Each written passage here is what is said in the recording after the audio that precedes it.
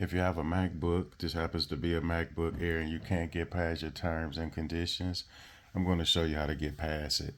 There seemed to be some type of system update issue that is causing MacBook owners and Mac Air owners not to get past their term and conditions. The first thing you want to do is you want to go back.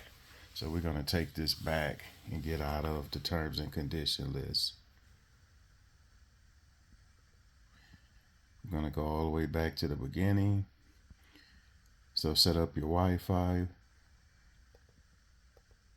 if you have one, and right here where it says set up later, I'm going to go ahead and click on that, and this will bypass the term and conditions for now.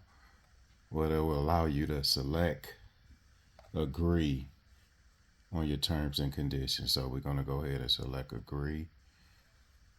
And right here it said I have read my terms and conditions.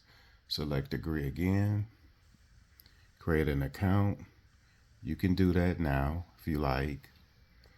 So I'm going to go ahead and create an account, and then I'm going to come back. So once you've created your computer account, go ahead and hit continue.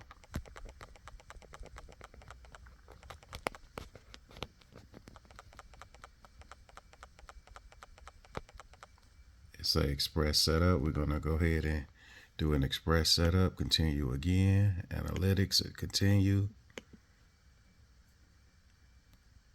Screen time, blah, blah, blah. Get insights.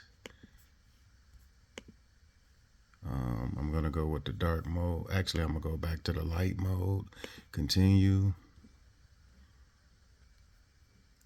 And right now it's setting up your Mac. From here, you should be good. If you want to set up your if you want to set up your Mac account with Apple, all you need to do is go into settings and you can set that up. So you will go here to settings, and then from here you can set up your account. Hope this video was helpful. Please like, subscribe, and share.